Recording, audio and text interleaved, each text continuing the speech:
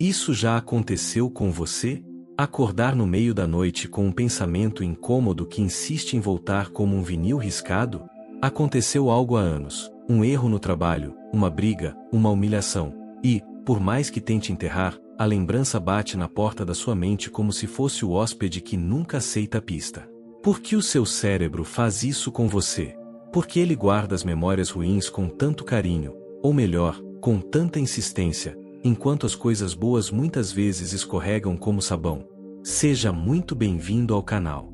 Hoje o assunto é direto, íntimo e urgente. Por que nosso cérebro insiste em guardar memórias ruins? Prepare o café, puxe uma cadeira e respire. Vamos destrinchar por que o passado insiste em voltar e, o mais importante, o que dá para fazer a respeito. Imagine que seu cérebro é um castelo medieval com um só portão.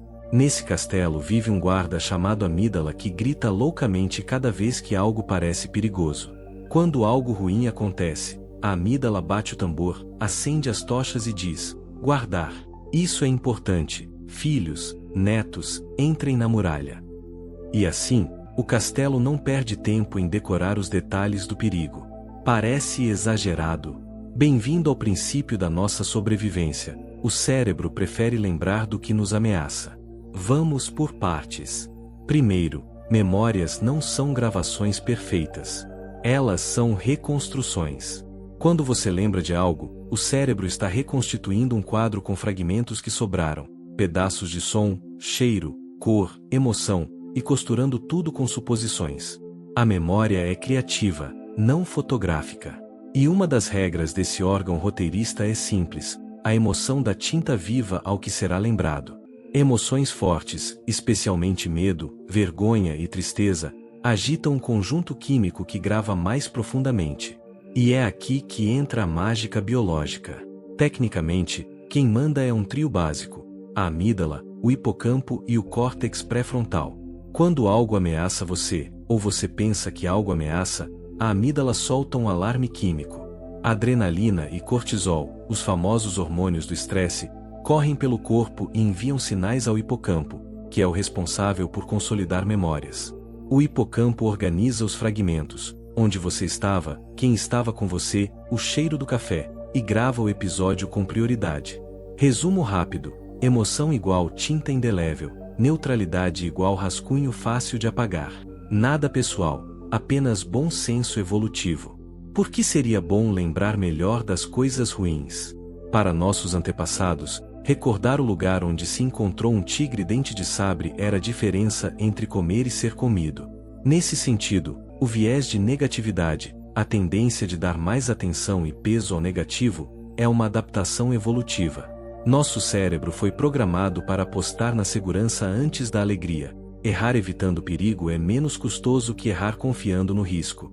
Se você sobreviveu ao primeiro desastroso encontro com um rio traiçoeiro, memorizar a lição evita que repita o erro. É funcional. O problema é que vivemos numa era onde ameaças físicas imediatas são menos comuns, mas nosso circuito de risco continua ativo. Ele não distingue bem entre chegar atrasado numa reunião e ser perseguido por uma fera. Temos, também, uma inclinação cognitiva chamada viés de confirmação e outra chamada viés de disponibilidade. O viés de confirmação faz você lembrar e dar importância a informações que validam seu medo. O viés de disponibilidade faz que, o que vem facilmente à mente pareça mais frequente e provável. Junte essas duas com uma memória marcada por emoção e aí tem, uma única experiência negativa vira protótipo, exemplar e repetível na sua cabeça. Um conceito importante: consolidação da memória e reconsolidação. Quando um evento acontece, a memória recém-formada passa por um processo de consolidação, principalmente durante o sono, que transforma uma lembrança frágil num enredo mais fixo. Mas o que muitos não sabem é que toda vez que você recorda essa memória, ela entra num estado maleável, chamado de janela de reconsolidação, e pode ser atualizada, amplificada ou atenuada. Ou seja, lembrar não é só reviver, é também reinterpretar. Esse detalhe é fundamental para entender por que memórias ruins podem crescer com o tempo. Cada repetição sem contexto de novo aprendizado pode reforçar a emoção original, como regar uma planta venenosa sem querer. Também entra no jogo a ruminação. Ruminar é repetir mentalmente o mesmo episódio com variações. E se eu tivesse dito isso? Por que eu fiz aquilo? Todo mundo deve ter pensado X. A ruminação não ajuda a encontrar respostas, só mantém o alarme ligado. E cada episódio de ruminação é uma oportunidade para a memória reconsolidar na cor mais brilhante do medo e vergonha. Resultado: a dor se instala como padrão. Há ainda uma forte camada social. Lembranças ruins muitas vezes envolvem violações sociais, rejeição, vergonha, traição. Nosso cérebro social valoriza a posição no grupo. Sermos rejeitados mina a nossa segurança social. Assim, memórias de exclusão ganham prioridade porque, no passado tribal, ficar fora do grupo podia ser sinônimo de morrer de frio e fome. O cérebro, portanto, registra com ênfase tudo que ameaça o vínculo social, e aí está a razão de certas lembranças constrangedoras serem tão persistentes. Você pode estar pensando, ok, evolutivamente faz sentido, mas e o transtorno de estresse pós-traumático? Isso é só memória grudenta ou algo mais sério? Importante: memórias traumáticas se organizam de modo diferente. Em traumas intensos, o armazenamento e a recuperação podem se tornar fragmentados e sensoriais, flashbacks, gatilhos e reações automáticas, porque o cérebro registrou a ameaça em modo sobrevivência absoluto. Aqui a repetição é involuntária e a reconsolidação pode perpetuar o sofrimento. O transtorno de estresse pós-traumático é uma condição clínica que exige intervenção profissional. Se você ou alguém que você ama convive com sintomas intensos, procurar ajuda especializada é prioridade. Mas então, será que estamos presos nesse ciclo para sempre? Não. A boa notícia é dupla. Primeiro, o cérebro é plástico. Segundo, a memória é, como já disse, maleável. Se memórias ruins podem ser fortalecidas por lembranças repetidas, elas também podem ser enfraquecidas por intervenções deliberadas. A ciência vem testando estratégias concretas para atualizar memórias traumáticas, desde terapias comportamentais até métodos que exploram a janela de reconsolidação. Quais são as práticas que realmente ajudam? Primeiro, reavaliação cognitiva. Em termos simples, reinterpretar o significado do evento. Em vez de eu sou incompetente por ter falhado, pensar eu fiz o melhor com as informações que eu tinha. Recontextualizar muda a carga emocional e reduz a ativação amidalar quando a lembrança surge. Segundo, terapia de exposição. Muito usada em transtorno de estresse pós-traumático e fobias. De forma controlada e segura, preferencialmente com um profissional, você confronta as memórias ou gatilhos repetidamente até que a sensação de perigo diminua. Esse processo facilita a reconsolidação com menor emoção negativa. Terceiro, psicoterapia baseada em reconsolidação e EMDR. O EMDR, dessensibilização e reprocessamento por movimento ocular, é uma técnica usada para reprocessar memórias traumáticas. Alguns estudos indicam eficácia, embora o mecanismo exato ainda seja debatido. Terapias que aproveitam a janela de reconsolidação, lembrar o evento e, em seguida, introduzir informação segura e corretiva, têm mostrado promessa para atualizar memórias em um sentido menos doloroso. Quarto, sono e saúde física. Sono de qualidade é crucial para o processamento das memórias. Privação de sono piora a regulação emocional e favorece ruminação.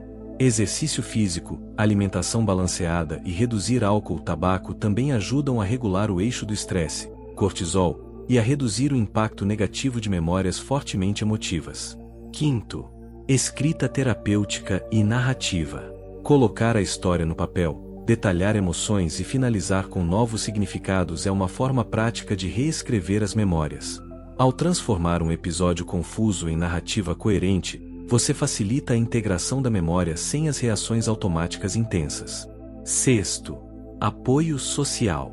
Falar, receber validação, perceber que você não é definido por um erro, tudo isso modula o sentido da memória. A mente social responde bem à reparação relacional. Essas intervenções devem ser consideradas apenas em contextos médicos e de pesquisa controlada. Importante esclarecer: nenhuma técnica é mágica. Memórias complexas e traumas podem demandar trabalho contínuo e acompanhamento profissional. E é fundamental evitar a ideia de apagar memórias como se fosse simples reformatar um HD. A proposta saudável é reduzir a carga emocional e integrar o evento de modo que ele deixe de ditar seu presente. Há ainda caminhos surpreendentes. A gratidão não apaga dor, mas cria contrapeso. Pesquisas mostram que práticas regulares de gratidão e experiências positivas podem reduzir o impacto das memórias negativas, porque ampliam o repertório emocional e oferecem mais tinta positiva para a construção do self. E como memória é construída por múltiplos eventos, aumentar as experiências seguras compensa a balança. Outro ponto que vale a pena notar: esquecer não é sempre falhar. A tendência de esquecer trivialidades é adaptativa. Se lembrássemos de cada detalhe, o rosto de cada pessoa na rua, cada frase falada de improviso, nossa mente entraria em sobrecarga. Esquecer criativamente é função, não defeito. O problema não é que o cérebro guarda pouco, é que ele privilegia aquilo que, em sua lógica, ameaça a sobrevivência. Então, qual a moral prática desta conversa? 3 frases para levar no bolso. Primeiro, o cérebro está tentando te proteger, mesmo quando falha miseravelmente na sensibilidade. Entender que memórias ruins são prioridade biológica ajuda a reduzir a autoacusação. Segundo, memórias são maleáveis. Sempre que você as revisita com nova informação e segurança, a chance de reconsolidação em textura menos dolorida. Terceiro, práticas simples e consistentes, sono, movimento, terapia, reavaliação, são as armas mais eficazes contra as memórias ruins do passado. Antes de fechar, um pequeno exercício prático que você pode fazer agora. Pense numa lembrança chata, por exemplo, um erro pequeno que te envergonha. Pegue um papel e escreva a cena com riqueza de detalhes, o ambiente, as vozes, as sensações. Depois responda em voz alta, ou escreva 3 fatos que corrigem o significado, uma coisa que aprendeu, uma razão externa que contribuiu e uma evidência de que a situação não define sua identidade. Esse gesto simples usa princípios de reavaliação e reconsolidação, e é um primeiro passo para enfraquecer o gatilho emocional. Por fim, uma reflexão: se o seu cérebro guarda o pior porque quer te manter vivo, talvez seja a hora de ajudá-lo a recalibrar o que perigo significa hoje. Não se trata de fingir que nada aconteceu, trata-se de aprender com o passado sem permitir que ele dite seu presente e futuro. Se este vídeo te ajudou, curta o vídeo se achou útil, compartilhe com alguém que vive preso a uma lembrança incômoda, e se inscreva no canal para mais explorações científicas sobre a mente humana.